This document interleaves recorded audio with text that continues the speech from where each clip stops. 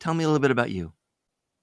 I was a B2B software engineer for about 15 years Me too. before I moved into marketing, into B2B marketing about 17 years ago. Mm, And so I essentially serve as a fractional CMO for well funded startups to small businesses, as well as large B2B companies, both private as well as public. okay, excellent. Okay, so we have a different set of questions today. I'm very interested in your take on this. So first of all, let's talk about. We're going to talk about the reasons in a second, but at the higher level, what sort of like priorities or strategies are you seeing shifting in marketing right now in 2024, 2025? Well, slightly different from the previous economic downturns or Mhm. slowdowns. This particular time, the difference is the CEOs who are calling in the fractional CMOs or the CMOs are more knowledgeable about what to expect from marketing. They're more technical savvy. They know what marketing is supposed to do and how to measure their success. That's a significant shift in the conversations that I have with the CEOs. It's a huge welcome for me because now we're at the same level of the conversation and what type of work that needs to get done. The shift that's happening is more pragmatic, actually. The channels, of course, we have the same channels that we've used in the past, right? There's more shift towards the video, short form content, it's more targeted. I think that the AI powered tools are a great assistant to a good marketer, uh, but they're not about to take over our jobs, not anytime soon, anyway. The shift is happening more from a strategic perspective. There's more emphasis on go-to-market strategy this Mhm. time around. There's more emphasis on the buyer persona, the target market. There's a huge increase in the account-based marketing request. I should say the back in for example, the 60s and the 70s, when the door-to-door salesman used to use the fundamentals of the account-based marketing, and so now we have the digital version of the account-based marketing. So there's a huge interest in that. There's also significant focus on the marketing technology or the sales tech stack or the martech stack, and Mhm. how to make the most out of it. So the marketing operations has a huge renewed interest in, do we have the right technology in place? We have the right integrations in place. What's my return on investment? How much money are we spending? What kind of reports, as well as what kind of insights? The very first question that most of the CEOs and the CROs would ask me is, why am I spending X number of dollars in my marketing and sales technology? We're not able to get like one good report out of them. 90% of the time, the conversation then boils down to, do I have the right CRM system and the marketing automation system?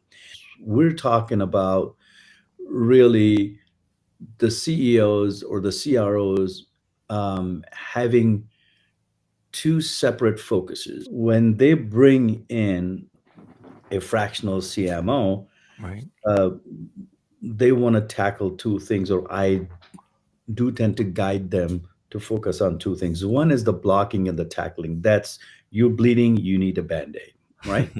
And the second thing is long term strategic shifts that you could do to position yourself to the next phase of growth. Do we have the right CRM systems, and do we have the right people in the team? Do they need new skills, or we need to retrain them, or do we need to move them around because they might not be in the right jobs? Or do we have the right go to market strategy? Are we going after the right audience? So those are some of the long term strategic moves that we can do, while we block and tackle. One of the driving factors is really the economic downturn, right? Well, actually, can we talk about that for a second? Because I'm very Sure. interested in that.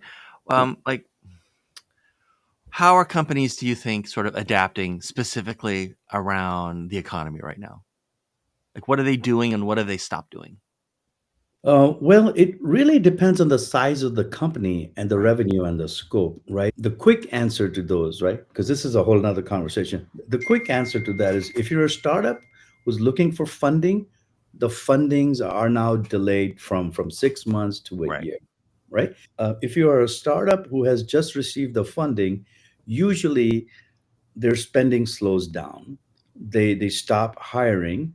They stop spending money on the things that they think that they need, right? So if you wanted to do 3 trade shows in a year, you're going to do two. If you thought about rebranding or brand refresh because you just got the money in and now you have to get out of the startup mode and then you have to put on the big boy pants, so you kind of have to stop spending money there as well. So startups tend to slow down because their revenues are slowing down. Right. And the same thing happens to the mid-sized and the large companies, but the mid-sized and the large companies, their pain or the realization of the pain because of the economic downturn is delayed by six Mhm. months or a year, right? Or a year and a half, right? But if you're Oracle, you can be okay for 2 years. So the economic downturn happens when the revenue slows down and the reason for win loss of your opportunities start to change. They go from we don't like your solution to we need more time, right? Mhm. That's an indication that the CEOs would like to have is that why are we losing deals? The sales orders or the opportunities stop. That's when the slowdown happens.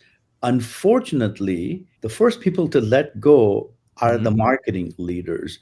And it makes sense if you thought that you didn't have the right marketing person, Right. but in my experience the right marketing team can actually save your life. You can actually have your marketing team double your growth, and we've seen that. That starts the downward spiral for the company because the job of a marketing team is to serve the sales. There's only one job for marketing team is to Right. serve the sales. And if you let go your marketing team, people usually have 5 6 years experience working at your company. They have the tribal knowledge and the history. If you let them go, now you have to start from scratch.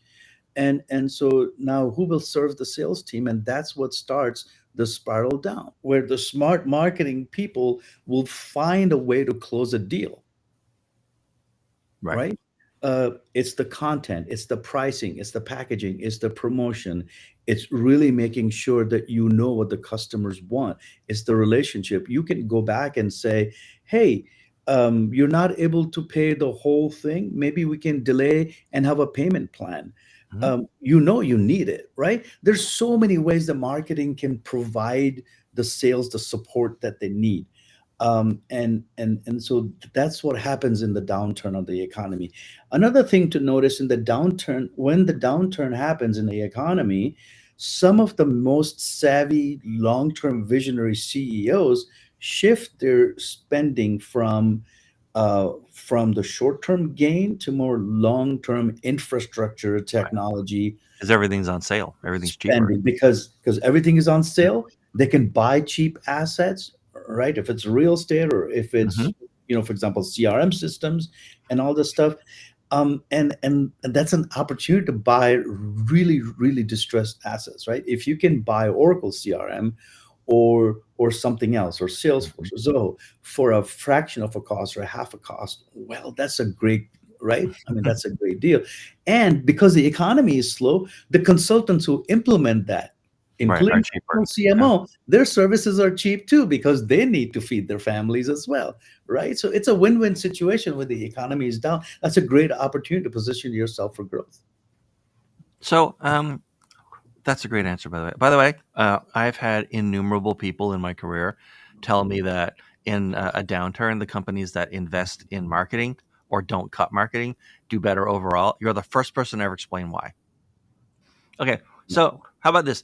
You've been a fractional CMO for a while, right? You've been in that marketplace. How has finding clients or like prospecting and securing new clients, how has that changed over 2024 and maybe into 2025? Well, I briefly mentioned that that my clients, my customers are Mhm. more savvy, more connected, more Right. technically aware. They know what to expect from a CRO or a CMO. They know what works, what doesn't work. They have already made their mistakes, most likely, or they've learned from their peers as to what to look for. They Mhm. ask the right questions. Well, is So, it okay if I ask the question slightly differently then? yeah, sure. A friend of yours, Yeah. some hypothetical friend, has said, "Hey, Akbar, Hmm. I for whatever reason, I'm now outside of corporate. I'm going to become a fractional CMO. Yeah. Like, what advice are you giving that person right now in this economy? Like, you're going Um, to tell them definitely do this, or definitely don't pay attention, or don't do that thing to be well, successful." yeah, to be really honest with you, so I'm a marketing purist, Hmm. right? As far as that concerned, I'm also a technology purist, right? So for me, I would throw the marketing fundamentals book at him or her, Hmm. most probably by my professor Phil Kotler, right, from Kellogg. And what I want that my friend to do is to answer some fundamental questions. Why you? Why should people Yeah. hire you? Right? What's your differentiation? What's your target market? Right? Well, what are you going to deliver? What's your unique value proposition? Because you're now a business, right? Yep. So why should people hire you? What is it that you really want to focus on? And the answer to those questions really then determine what type of customer you should go after, right? Because you might be like an ideal fractional CMO for some companies and Hmm. not for the others. So you really need to understand what is it that you bring to the table.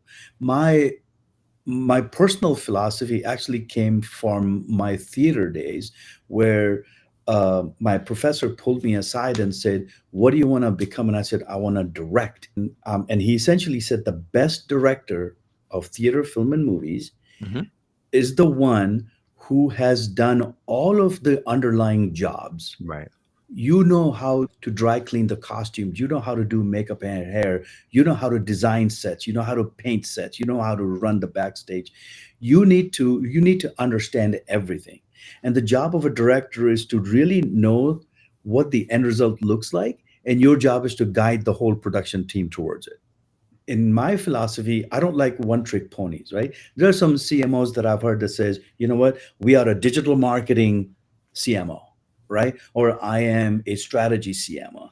In Right. my opinion, the system of marketing and sales so interconnected that you touch one area, it will show up in all other areas, right? You shift a strategy, you need to make sure your CRM system can support the insights you need in order to give you that strategy insight. So there are these things that are interconnected. So the best CMOs are the ones who really understand the inner workings of the entire company, right? The people, the HR, the skills, the technology, the process, and your customers and market, as well as the strategy, the buyer persona, the Right. messaging and the positioning and pricing. They need to understand everything. You change one thing on one side, it will impact three other areas. Okay. So, I got one more question Yep. before we wind down. All right. Oh, I'm curious about, and it's a relatively wide question, right? But as far as marketing strategy or marketing tool or marketing communication channel, however you want to approach it, Yep. what's underrated right now that people or companies are really not paying enough attention to that could show them some pretty good ROI, depending on if it matches them, Well, or what's um, overrated? well, there's a lot of things that are overrated. Let's, um, well, in my opinion, Yeah. so what I've seen work is it's the personalized communication. Hmm. At the end of the day, we can do all the things that the marketers say that they do. And one of the questions that one of my favorite CEOs actually asked me, okay, great, Akbar. So we do all of this stuff. How do we actually connect with my target audience? How do I reach my target audience? Right? And the answer is that it's the personalized conversations. The personalization, the delivery of the personal message or the personalized message really depends. Do you have the right technology? Do you have the right tone of voice? Do you have the right content? You have the right timing? Right? You have the right device, right? You want to be where the customers are at the right time. There is this duck feet paddling that make the personalization happen. It's a subject line of email, or it's the first line of your social media. It's the image that you use in the social media. It's the tone that you take in your video. It's what you say in the phone calls when you leave a message. Steve Jobs used to say, right, marketing is about values, and it's a noisy world, he used to say. Yeah. Right? How do you cut through the noise? Right? Are you delivering the right value? Yes. And nine other people are supposedly delivering the right value. How do you connect with your customer? That's really is the most unappreciated um, marketing tactic that I can tell you. And it works every time if you do it right. Okay, so let's wind it down. This has been so great talking to you, and like you and I have never really like had a conversation before. Just a couple of minutes one time. Um, who should be contacting you these days, and how should they reach you? Well, the CEOs and Yeah, the CROs who may be feeling that something's not right, or in sure. my particular case, they know exactly what's not right and they need help. Right? Right. There are CMOs who are in the right place at the right time, but they need help. Half of my clients are actually CMOs because they're like, what? I have so many things to do. I don't have time. Mhm. I need Yeah. a 2.0, or I need a mini me, right? Or something, right? So somebody like me could go in, who thinks like them, who talks like them, who are virtually them, can take half of their workload and help them execute that faster, right? So those are the three different types of people that I really deal with. It really works well. And the best way to reach me is really LinkedIn. Well, thank you so much. This has been great. Thank I you. I mean, it's Really not enjoyed. often I someone finally explained something to me, and that I've been hearing my whole life, but no one actually like clarified it. That's fantastic.